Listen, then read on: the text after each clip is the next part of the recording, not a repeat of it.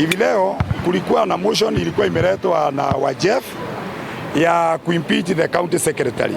Now what has happened is that when the motion was being drafted and when the motion went to the clerk told Wajef to use standing order 67.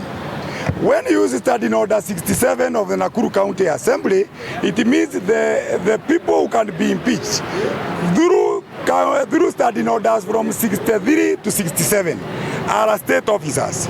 So what happened is that when we scrutinize, we saw that the county secretary is so junior. In actual sense, he should not even have come to the assembly because his office is really clerical. And therefore, by putting the motion through standing order 67, that says that you can only impeach, you can only remove the CECM. Therefore, what has happened is that they used the standing order for removal of CEC and not the county secretary. Therefore, when we noted that there was technicality, therefore we decided that that motion cannot go through. And also the County Government Act that create the office of the county secretary does not have the procedure for removal of a county secretary through assembly. And C of it says that the county secretary is just a secretary and therefore can be dismissed by a governor. Therefore, what has happened in Nakuru is that we have ballooned our county secretary by him siphoning the powers and jurisdiction of CECs. He is just a secretary, a mere secretary. And therefore, that's why the standing order does even not provide for impeachment of a county secretary through the assembly. If you check that one, standing order 67 is for CEC, and therefore there is no structure for that. And therefore, according to the Act, the county secretary can only be dismissed by the governor. What has happened is that when the motion was being introduced in the House, is that it used the wrong standing order 67. And therefore, when you cross-check that one with the County Government Act, it contradicts. Therefore, it clearly states that the county secretary can already be dismissed. What the assembly should do is that introduce a motion through standing order 69 to deliberate on the removal of any person. Any person without mentioning the name, it is not clear. In 67, 69, you can remove anybody who is an office holder. But now it came in the wrong standing orders. Yes. You see now what has happened. We were voting now for a committee. What was intended by the speaker, as you have heard us arguing, you cannot argue without a substantive standing order. And therefore the issue turned to a circus without a clear standing order. And in actual sense, even if you remove the county secretary through the circus that was there, definitely the sacking authority is only the governor and not the assembly. Therefore, the assembly has no jurisdiction, as you have heard the deputy speaker saying. The House has no jurisdiction. Does it mean that the county secretary is now safe?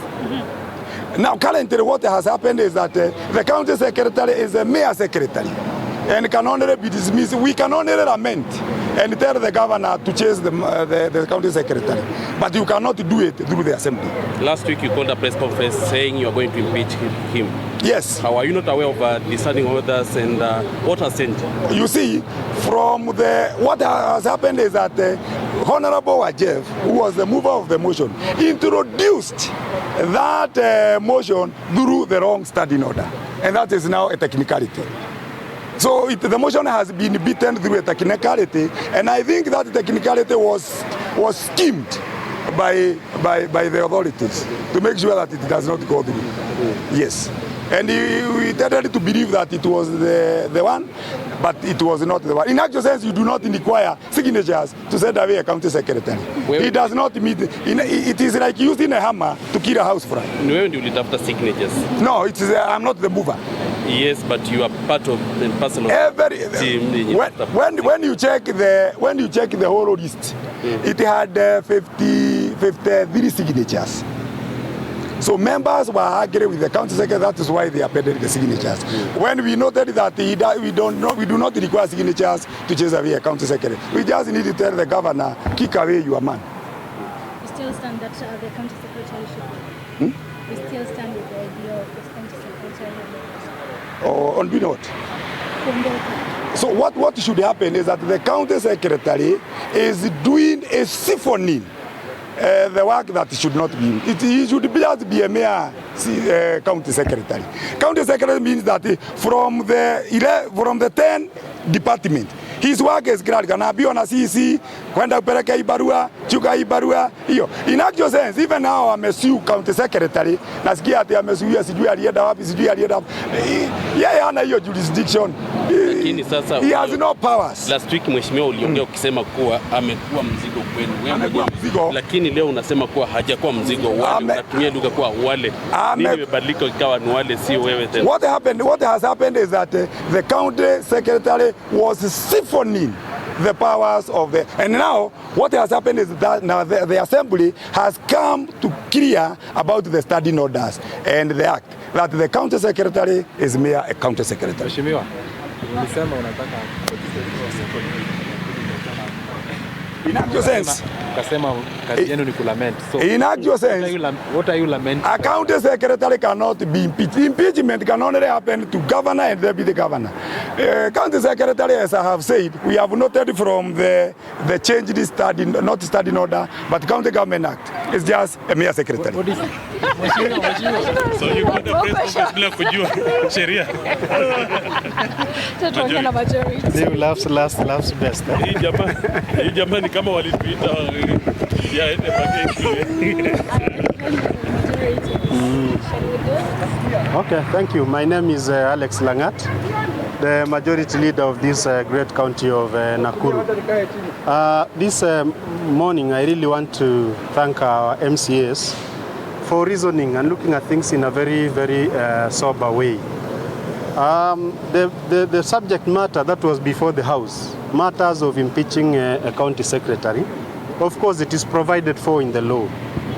The County Law Act of 2023, the amended one, clearly states how a county secretary is supposed to come in place, how he is supposed to be hired. And also in subsection 3A, it provides for us on how a county secretary can be removed from the office. When we look at our standing orders also, there are things that may not have appeared so clear in our standing orders.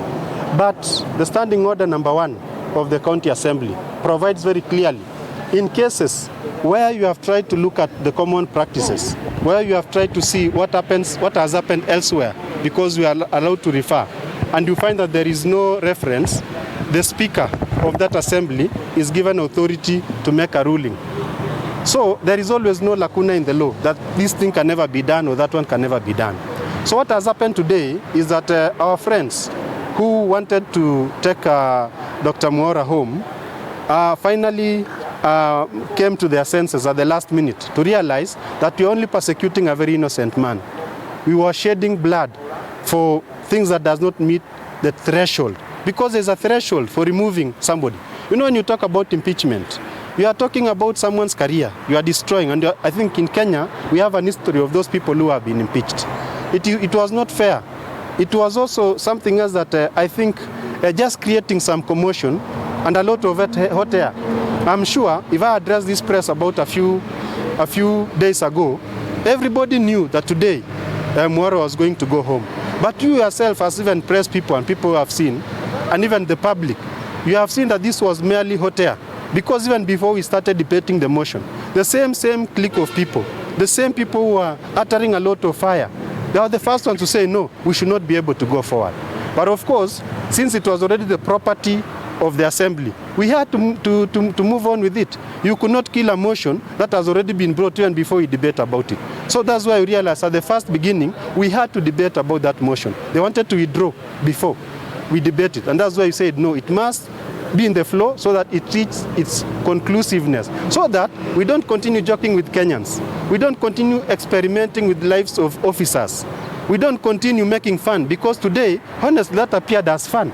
How do you bring a motion of impeachment? And then again at the floor, you try to retrieve and said no, we should not debate it, the same people. So that was very unfair, and it is a learning process even to us and a few of us members of the county assembly, that we cannot play poker with the lives of people. We cannot play poker because of course we had heard the other time not so long ago that now from impeaching Mwaura, we now impeach the CEC Mara, so you impeach Lensko and the rest. Those terms are never sweet. When you are an officer with a career, talking of an impeachment, those are not words to be able to take lightly. So I am very grateful for today. At least we have been able to prove something that we had not done before, that whatever has been happening, and now this is also a lesson to the press people, that sometimes we rush to take a lot of hot air and instill fear among the people because we really think there is a substantive issue. But at the end of the day, there is no substantive issue. It's just hot air trying to go around and maybe looking for popularities type of politics. So I want to thank the MCAs as their leader, and actually they have done the best. I think you have seen at the end of the day when we went to the real, when the rubber really needed to meet the road, when we now looked for the real numbers, not the shouting, not the addressing of the press. When we really went for the real numbers, I think you saw that not even one had the guts of voting a yes. Thank you so much. Na vita ilikuwa nini? The war, of course, is normal. This was ilikuwa ni mambo ya kawaida because everybody was defending the stand yake. So the temperatures went high as people were trying to defend their own stand. And of course, there was also an attempt to grab the mayor so that at least, you know, when you lose, anybody, when you are losing, you don't want to lose. You'd always do anything that is doable so that you don't lose. So I think what has happened, very gracefully, we really thank God, and it is a good thing. So it's a learning process. We really thank God for this victory, so that it does not become a precedent, and this should not happen anywhere. Of course, as I stated, when you look at the history, there is no single day, and there is no single place that you can quote where a county secretary has been impeached. In fact, this would have been history. If Nakuru would have gone that direction, we would now have a point of reference that at least in Nakuru, a county secretary was impeached. But I think we are happy that we are not going to be in the books of history for doing the wrong things. My name is PM Njoroge, MCA for Morindat. And I would like to say that the proponents of this impeachment motion had their opportunity to table the motion and also level a number of accusations against the CS. And after deliberations and after carefully going through the impeachment motion that they tabled, it did not meet the threshold, and therefore the motion was defeated. As a government, we only have 2 years to work for the people, and we do not have the luxury to vet a new CS. We would want the existing one to keep working and delivering services to the people. Therefore, we would like to say that the impeachment has been defeated. Thank you.